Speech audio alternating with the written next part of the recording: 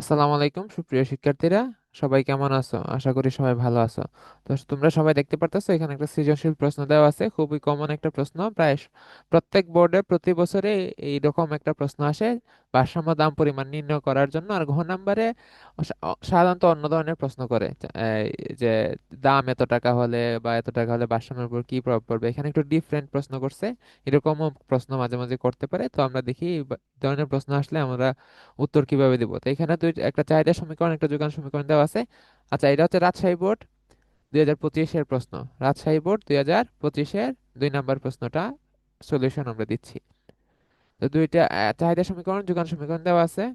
আর এখান থেকে আমরা প্রশ্নের উত্তর দিব। ক নাম্বার হচ্ছে ঢাল কাকে বলে, আর স্থিতিস্থাপকতার মান ধনাত্মক হলে দ্রব্য দুটির প্রকৃতি কেমন, ভারসাম্য দাম পরিমাণ নির্ণয়, এবং একটা যোগান সমীকরণটাকে চেঞ্জ করে দিছে। যদি যোগান সমীকরণ চেঞ্জ হয়, চাহিদা স্থির থাকে, তাহলে ভারসাম্যের কি পরিবর্তন হবে। তো এটার আনসার আমরা কিভাবে লিখবো আমরা একটু দেখি। তো আমরা যদি প্রথমে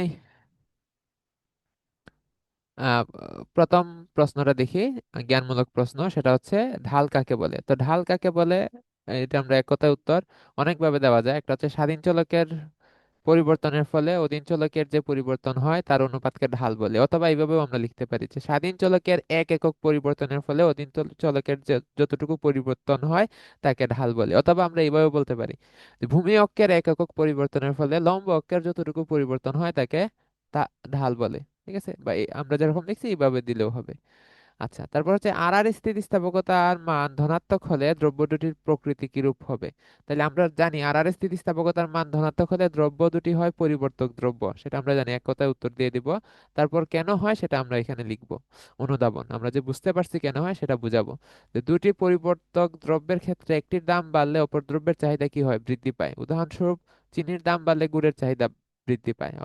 অর্থাৎ একটি দ্রব্যের দামের সাথে অপর দ্রব্যের চাহিদা সম্পর্ক কি, ধনাত্মক। যেহেতু একটা দাম বাড়লে চাহিদাও বাড়তেছে, আবার দাম যদি কমে চাহিদাও কমতেছে। চিনির দাম কমলে গুড়ের চাহিদা কমে যাবে, কারণ মানুষ তখন গুড় না কিনে চিনি কিনবে, যেহেতু চিনির দাম কম। তাহলে পরিবর্তক দ্রব্যের একটা দামের সাথে একটা চাহিদা সম্পর্ক ধনাত্মক।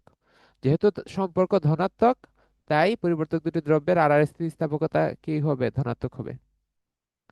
আচ্ছা, তারপর হচ্ছে খুবই কমন প্রশ্ন, ভারসাম্য দাম পরিমাণ নির্ণয়। এটা অনেকবার আমি ব্যাখ্যা করছি, অনেক সেম লেখা।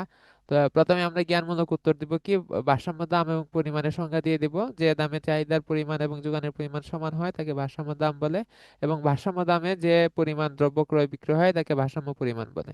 তারপরে আমরা এখানে আর অনুধাবনের কিছু নাই, এখানে প্রয়োগমূলক প্রশ্ন। যেহেতু অনেক অঙ্ক আছে, আমরা সরাসরি অঙ্কতে চলে যাব। চাহিদা সমীকরণ, কিউডি সমান 16 - 4p, যোগান সমীকরণ কিউএস সমান -8 + 4p। আমরা জানি কি, ভারসাম্য অবস্থায় চাহিদা এবং যোগানের পরিমাণ সমান হয়। তারপর চাহিদা সমীকরণ এই যে কিউডিতে বসাইলাম, আর যোগান সমীকরণ কিউএস এ বসাইলাম। বসানোর পরে আমরা কি এখান থেকে পি এর মান বার করব। তাইলে পি সবগুলাকে বাম দিকে নিয়ে যাব, আর বাকি সব কিছুকে সংখ্যা যত থাকবে ডান দিকে নিয়ে আসবো। তাহলে এখানে -4p আছে, আর এখানে +4p আছে। এটা যদি এদিকে চলে যায় -4p হয়ে যাবে। এখন -8 আছে, আর এখানে যে 16 আছে, 16, এটাকে ডান দিকে নিয়ে গেলাম। then ডান দিকে নিয়ে গেলে প্লাস ছিল, সেটা হয়ে যাবে মাইনাস। তাহলে -4p -8p সমান -8 -16 -24। তাহলে p সমান কত হইতেছে, p সমান -4 / মাইনাস মাইনাস কাটা, 24-কে 8 দ্বারা ভাগ করলে 3 হয়। তাহলে ভারসাম্য দাম কি, 3। তো দাম 3 টাকা হলে চাহিদা এবং যোগানের পরিমাণ সমান হয়, অর্থাৎ ভারসাম্য দাম 3 টাকা। আবার এখন আমাদের কি করতে হবে, ভারসাম্য পরিমাণ বের করতে হবে। তো ভারসাম্য দামে চাহিদা এবং যোগানের পরিমাণ নির্ণয় করি। এখানে আমি চাহিদা যোগান দুইটাই বের করছি, আপনারা একটা বের করলেই হবে, কারণ আনসার দুইটাতে কি আসবে, সেম আসবে। যেহেতু ভারসাম্য, তো ভারসাম্যতে চাহিদা এবং যোগান কি হয়, সমান হয়। সময় যদি থাকে দুইটাই বের করে দিবেন। যে কিউডি সমান 16 - 4p, তাহলে পি এর মান আমাদের কত বের হয়েছে, 3 বের হয়েছে। তাই পি এর জায়গায় 3 বসালাম, তাহলে 3 × 4 = 12, 16 থেকে 12 চলে গেলে 4। আবার কিউ আছে, তো কিউ যোগান সমীকরণ -8 + 4p ছিল। তো -8 + 4 ইন্টু পি এর মান হচ্ছে 3, তাহলে 3 × 4 = 12, 12 - 8 সমান হচ্ছে 4। তো সুতরাং ভারসাম্য দামে চাহিদা এবং যোগানের পরিমাণ 4 একক, সুতরাং ভারসাম্য পরিমাণ কি, 4 একক। শেষ। তাহলে আমরা গ নাম্বার উত্তর পেলাম, ভারসাম্য দাম 3, ভারসাম্য পরিমাণ 4। এখন ঘ নাম্বারে বলছে কি, ঘ নাম্বারে বলছে চাহিদা সমীকরণ স্থির থেকে যোগান সমীকরণ পরিবর্তিত হলে QS minus four plus four P হলে ভারসাম্য অবস্থার কি পরিবর্তন হবে। এখন কিভাবে পরিবর্তন হবে সেটা আমি বলতে পারবো, কিন্তু আপনাদের জন্য এটা টাফ। ঠিক আছে, এখন কাহিনী হচ্ছে আমরা জানি কি যোগান যদি বাড়ে, যোগান বৃদ্ধি পাইলে দাম কমে, ভারসাম্য দাম কমে, পরিমাণ বাড়ে। আর যোগান যদি কমে যায় তাহলে দাম কি হয়, বেড়ে যায়। এখন এই যে ইকুয়েশন চেঞ্জ হয়েছে, কিউএস সমান মাইনাস এইট প্লাস ফোর থেকে minus four plus four P হয়েছে। তো এইখানে চাই যোগান বাড়ছে কি কমছে, এটা আমি এটা হচ্ছে এখানে আসলে যোগান কি হয়েছে, বাড়ছে। কেন বাড়ছে, কারণ এটা মাইনাস এইট ছিল, এটা মাইনাস ফোর হয়েছে। দ্যাটস মিন কনস্ট্যান্টটা বাড়ছে। মাইনাস এইট এর চেয়ে মাইনাস ফোর বড় সংখ্যা, মাইনাস এইট ছোট সংখ্যা, যেহেতু এটা মাইনাস আছে, মাইনাসের পরে যত সংখ্যা বড় হবে তত এটা কি হয়, ছোট হয়। তা এইখানে এইখানে আসলে যোগান বৃদ্ধি পাইছে। তো যোগান বৃদ্ধি পাইলে কি হয়, যোগান বৃদ্ধি পাইলে ভারসাম্য দাম কমে, ভারসাম্য পরিমাণ বাড়ে। তো আপনারা যদি এটা বুঝতে পারেন তাহলে প্রথমে জ্ঞানমূলক উত্তরে এটা দিয়ে দিবেন। এটা যদি এটা হয় তাহলে ভারসাম্য দাম হ্রাস পাবে, ভারসাম্য পরিমাণ বৃদ্ধি পাবে। আর যদি আমি ধরে নিচ্ছি আপনারা এটা বলতে পারবেন না, তাইলে জাস্ট যদি এখানে কনফিউশন থাকে তাহলে সরাসরি প্রথমে উল্লেখ করা দরকার নাই, কারণ প্রথমে ভুল উল্লেখ করলে সমস্যা। অথবা গ্যাপ রাখতে পারেন।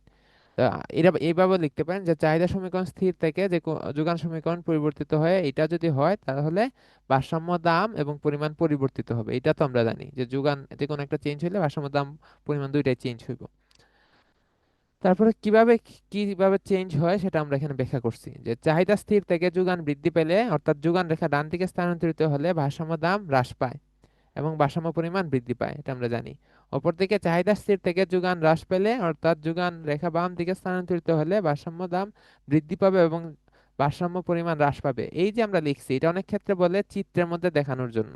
যোগান পরিবর্তিত হলে বা চাহিদা পরিবর্তিত হলে ভারসাম্যের উপর কি প্রভাব পড়বে, তখন চিত্রে দেখাও। তো চিত্রে দেখাও বললেও আমরা অনুধাবনমূলক অংশে সেম লেখাটা লিখতে পারি।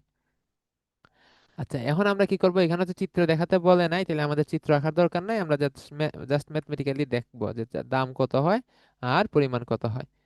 তা আমরা কি বললাম যে পরিবর্তিত সমীকরণ অনুযায়ী ভারসাম্য দাম পরিমাণ নির্ণয় করি। তাহলে ভারসাম্য অবস্থায় কিউডি সমান কিউএস ওয়ান। এখন কারণ হচ্ছে ওই যোগান পরিবর্তিত যোগান minus four plus four p, আগের মতোই same, minus four minus four, আর এখানে মাইনাস ফোর মাইনাস সিক্সটিন, তাহলে মাইনাস এইট পি সমান হচ্ছে মাইনাস টোয়েন্টি। তো পি সমান minus twenty divided by minus eight, তো মাইনাস মাইনাস কাটা, বিশকে আট দ্বারা ভাগ করলে 2.5 হয়, আড়াই টাকা হয়। অর্থাৎ নতুন ভারসাম্য দাম হবে 2.5 টাকা। দাম 2.5 টাকা অবস্থায় চাহিদা এবং যোগানের পরিমাণ আমরা কি করতেছি, আবার নির্ণয় করতেছি। যে চাহিদা সমীকরণ 16 - 4 পি, তো 4 ইন্টু পি এর জায়গায় 2.5 বসালাম, তো 2.5 ইন্টু ফোর হচ্ছে 10, 16 - 10 হচ্ছে 6। আবার minus four plus four into P, তো পি এর মান 2.5, তো মাইনাস চার প্লাস চার ইন্টু 2.5, তো 4 ইন্টু 2.5 সমান হচ্ছে 10। 10 - 6, আবার 10 - 4 হচ্ছে 6। দুইটা আবার মিলছে, তাহলে আমাদের অঙ্ক টঙ্ক হয়েছে।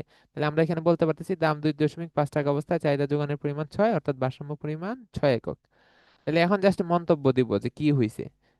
এখানে তো আমরা বুঝতেই পারতেছি। সুতরাং দেখা যাচ্ছে যে চাহিদা সমীকরণ স্থির থেকে যোগান সমীকরণ এটা হওয়ায় ভারসাম্য দাম 3 টাকা থেকে হ্রাস পেয়ে 2.5 টাকা হয় এবং ভারসাম্য পরিমাণ 4 একক থেকে বৃদ্ধি পেয়ে 6 একক হয়।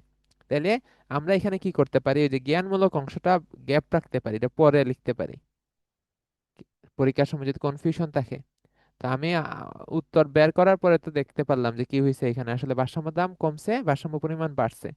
তারপরে আমি এখানে লিখতে পারি যে চাহিদা সমীকরণ স্থির থেকে যোগান সমীকরণ পরিবর্তিত হয়ে কিউ এর সমান minus four plus four P হলে ভারসাম্য দাম হ্রাস পাবে এবং ভারসাম্য পরিমাণ বৃদ্ধি পাবে। ঠিক আছে, তো এটা যদি আমি প্রথমে লিখে দেই তাহলে স্যারের আমার প্রতি ওনার ধারণা ভালো হবে, 4-এ 4 দিবে। এইভাবে লিখলেও 4-এ 4 দিবে, ওইটা আরেকটু ভালো হয় আর কি। তো যদি কনফিউশন থাকে তাহলে দরকার নাই, যেভাবে লিখছি এভাবে লিখলেই হবে।